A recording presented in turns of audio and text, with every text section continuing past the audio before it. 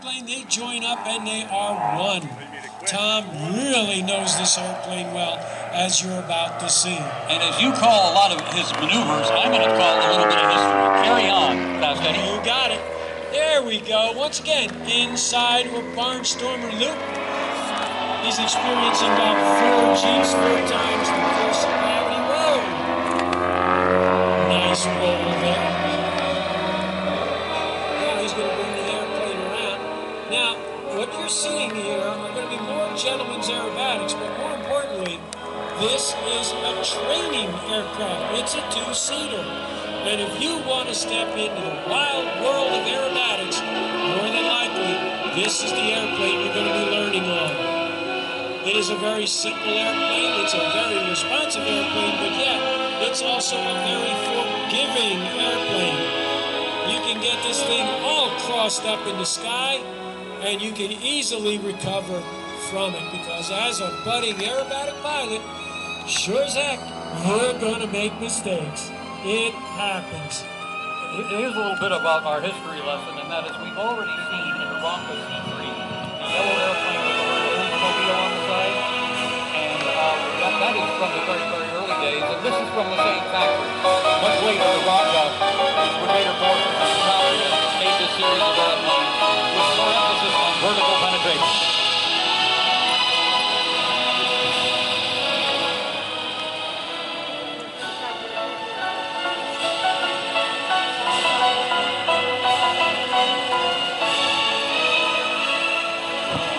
Okay, Tom, he's in a very well-controlled spin. Yep, and that's more than likely what you're going to get into when you cross up during your aerobatic instruction. But a spin in this airplane is no big deal.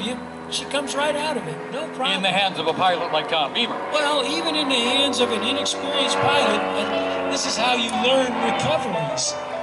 You get into a maneuver, you botch it, you end up in a spin, and you learn how to get out of it, and then you try it again. And in the background is the very American music of George Gershwin. I believe that's Rhapsody in Blue, some of the later movements in the thing, about halfway through the piece. Now, George also did a follow-up to this for Cloudy Days. He called it Rhapsody in Gray.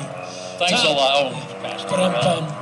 I told you, folks, the wind is very special up here, only on the announcing platform. All right, keep an eye on Tom here. There's 1, here's 2, there's 3. 4-point hesitation roll. Now, this airplane doesn't have that great a roll rate, but that's okay, because as a student pilot, you don't want something that is overly responsive like the modern-day aerobatic airplanes. You want something slow and easy so you get used to doing it. You get used to starting the maneuver, walking through the maneuver, and then stopping the maneuver as well, and ending it up straight level. Or in whatever position you want, as long as you have control. But notice our progression in the kind of the aerobatic sequence shows, the sequence we're going to have for you today, and that I mean is the sequence of our 4 aerobatic performances. With each one will have a little more vertical penetration, like also telling the story of aerobatics over the decades. Now, Tom's up here. He's got a 2-place airplane. That's right, it's a 2-seater, which means you can take a friend along doing this. It's got 180 horsepower aboard. It is lighter, however, than the Great Lakes, which have 200 horsepower in it. And you can see it's got slightly better vertical penetration. Horsepower is your friend when you are doing aerobatics. You can also notice the show area discipline and how Tom has tightened this show up so close on its left margin and its right-hand side, doing almost all the aerobatics directly in front of us. That is no small, mean feat. It's a difficult thing to do with some of the modern-day aircraft because of the maneuverability. But Tom likes to keep his act up close and personal, really get close with the audience so that you can see and experience the maneuver as it's meant to be experienced. On the vertical, there's the roll. You can see the ailerons hard over.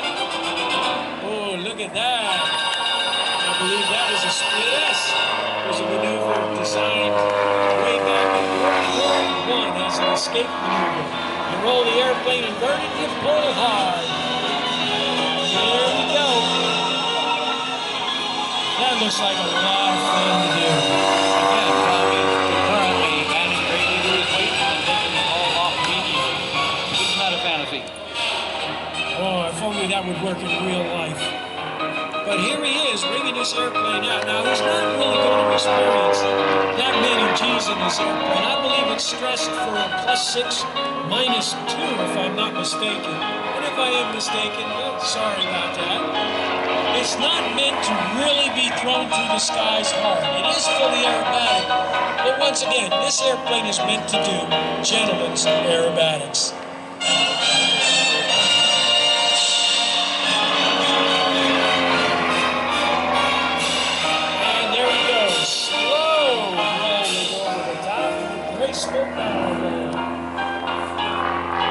Throws a little rudder into that to help wheel the airplane around there.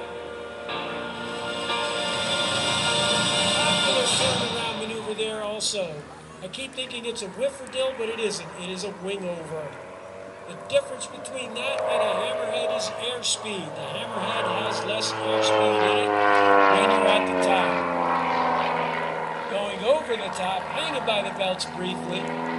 Tom's got a pretty good deal going here today because he doesn't have a lot of sun, so it's not getting really warm in the cockpit of this airplane. Some days when it's bright and sunny and 90 degrees plus, it can get really toasty inside this airplane. Now he's just having a great time. Wait till you see his approach for landing. By the way, he's not given us any script as far as these maneuvers are concerned. We're calling him as we see him. We're calling him as we see him. He's up there playing Stump the Announcers. Well, he's also done, I've announced this act now for I think over a decade, and I've never seen it done the same twice. No, he doesn't. He just, whatever suits his fancy, he just does it. There you go. Another turnaround maneuver here. Another, not quite a hammerhead, not quite a wing over. Just something that Tom likes to improvise with.